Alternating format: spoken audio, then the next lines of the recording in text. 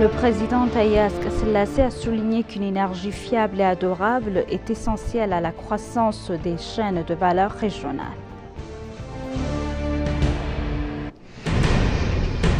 Le Premier ministre Abiy Ahmed a eu une discussion franche et productive avec la vice-première ministre du Royaume-Uni, Angela Rayner.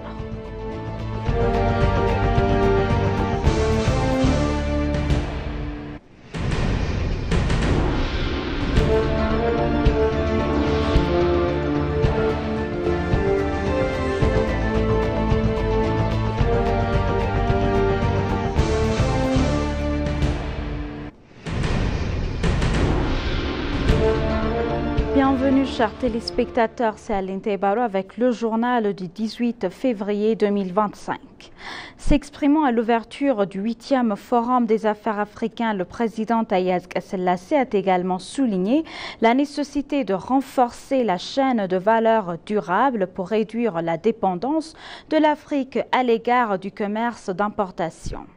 Le forum, dont le thème était du potentiel à la prospérité activer les chaînes de valeur régionales de l'Afrique, a attiré d'éminents dirigeants dont les présidents John Mahama du Ghana et Duma Boko du Botswana, ainsi que des représentants du secrétariat de la SLACAF, de l'OMC, de la Banque africaine de développement, d'Afreximbank et d'autres institutions partenaires.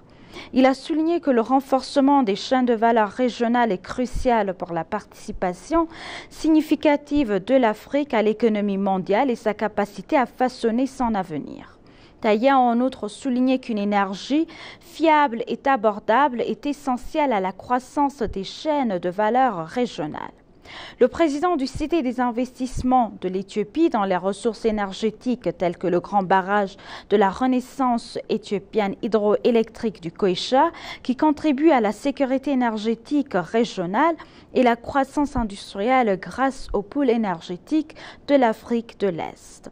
Le secrétaire général adjoint des Nations Unies et secrétaire exécutif de la CEA, Claver Gatet, a pour sa part reconnu les immenses ressources de l'Afrique malgré la fragmentation économique. Gatet a fait écho aux mêmes sentiments sur l'importance de renforcer les chaînes de valeur de l'Afrique pour stimuler la croissance économique et l'industrialisation.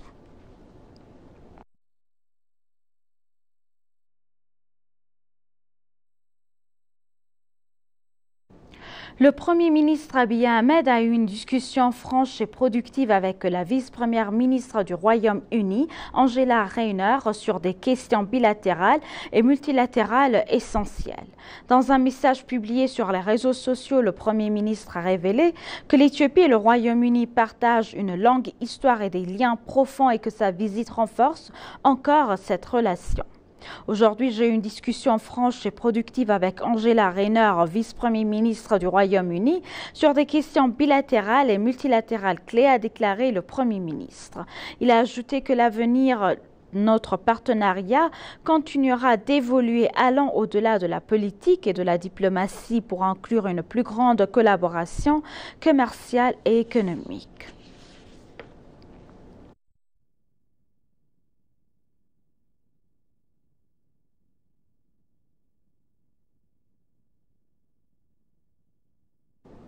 Ethiopian Investment Holding and Agricultural Enterprises Corporation ont signé un accord de 600 millions de dollars avec Asset Green Company, basé au Royaume-Uni, pour lancer un projet intégré d'élevage laitier de l'élevage commercial.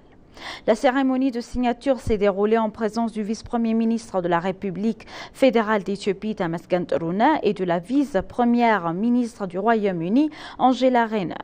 Selon l'accord, Asset Green détiendra une participation de 51%, tandis qu'Ethiopian Investments Holding et Ethiopian Agricultural Works Corporation détiendra des participations de 49%.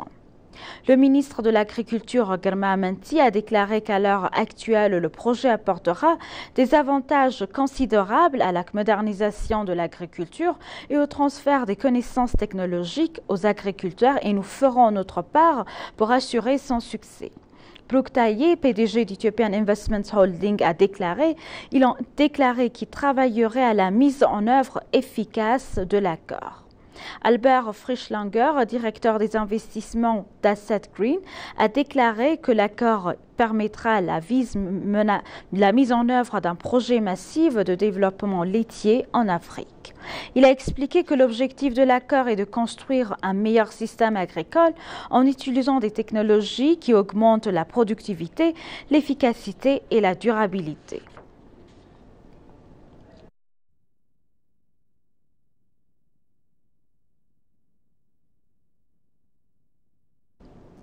Le ministre des Affaires étrangères, Gideon Timotheos, s'est entretenu avec Rosemary DiCarlo, la secrétaire générale adjointe des Nations Unies aux affaires politiques et à la consolidation de la paix à son bureau.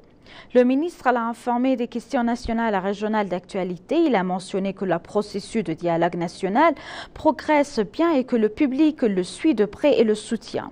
Sur les questions régionales, Gideon a déclaré que l'Éthiopie restait déterminée à soutenir les efforts visant à instaurer une paix durable au Soudan. Le ministre a également noté l'amélioration significative des relations entre l'Éthiopie et la Somalie, ajoutant que les défis régionaux ne peuvent être résolus que par le dialogue. La secrétaire générale adjointe Rosemary DiCarlo a réitéré le soutien continu des Nations Unies aux efforts de l'Éthiopie pour promouvoir la paix nationale et régionale. Le ministre a également rencontré Annette Weber, la représentante spéciale de l'Union européenne pour la Corne de l'Afrique, plus tard dans la journée.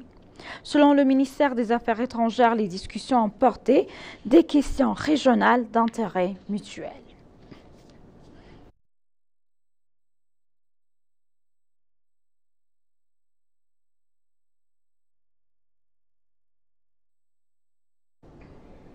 Le Bureau africain du réseau des solutions pour le développement durable des Nations Unies a été inauguré à l'Université d'Addis-Abeba. Le directeur du réseau des solutions pour les objectifs de développement durable des Nations Unies, le professeur Jeffrey Sachs, a déclaré à cette occasion que la sélection de l'Éthiopie pour ce rôle continental clé est due à son statut de ville hôte de l'Union africaine et à son importante histoire panafricaine, ainsi qu'à son riche héritage culturel et politique en tant que leader de développement durable en Afrique.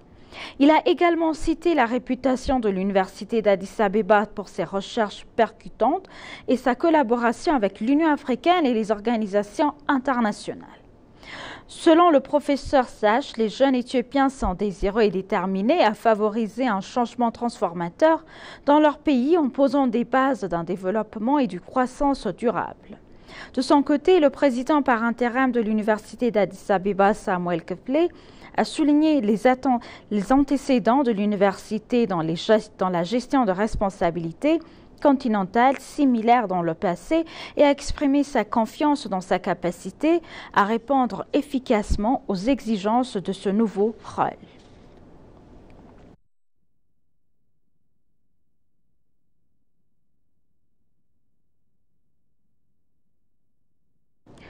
Le secrétaire exécutif de l'IGAD, Worqana Gabayo, s'est entretenu avec la représentante spéciale de l'Union européenne pour la Corne de l'Afrique, Annette Weber, pour discuter des questions d'intérêt commun concernant la paix, la sécurité et le développement régionaux. J'ai rencontré la représentante spéciale de l'Union européenne pour la Corne de l'Afrique, Annette Weber, et l'ambassadrice d'Enissa, l'ambassadrice de l'Union européenne à Djibouti et à l'IGAD, pour discuter des questions d'intérêt commun concernant la paix, la sécurité et le développement régionaux, a déclaré le secrétaire exécutif sur sa page de Facebook. Worqana a souligné que l'Union européenne est un partenaire stratégique clé de l'IGAD et notre engagement souligne l'importance du multilatéralisme pour relever les défis régionaux. Nous restons déterminés à renforcer notre coopération au profit de la région, a-t-il affirmé.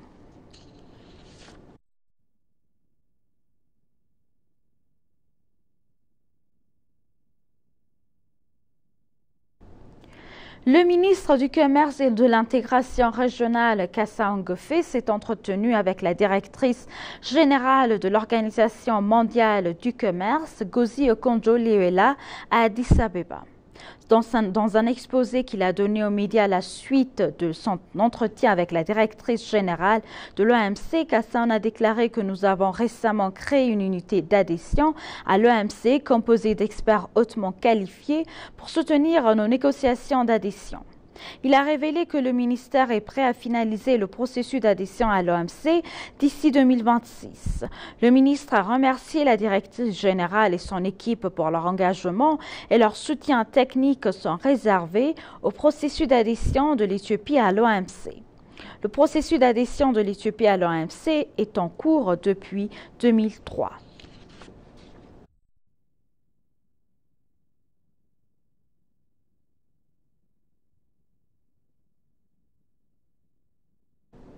Et pour conclure le journal, selon le ministre des Relations internationales et de la coopération de l'Afrique du Sud, Ronald Lamola, le G20 est une excellente plateforme, un bon pont entre le Nord et le Sud.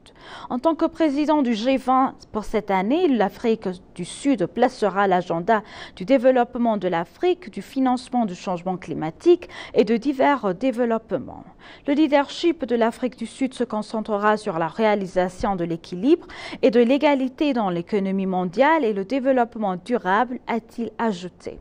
Selon lui, cela comprend des questions liées à la transformation de l'architecture financière et les questions qui doivent apporter l'équilibre et l'égalité dans l'économie mondiale et le développement durable pour atteindre les objectifs de développement durable et l'agenda 2063, ainsi que le pacte de l'avenir adopté aux Nations Unies. Le G20 est un forum économique intergouvernemental qui regroupe plusieurs pays riches et des unions régionales, dont l'Union africaine qui a récemment rejoint le groupe.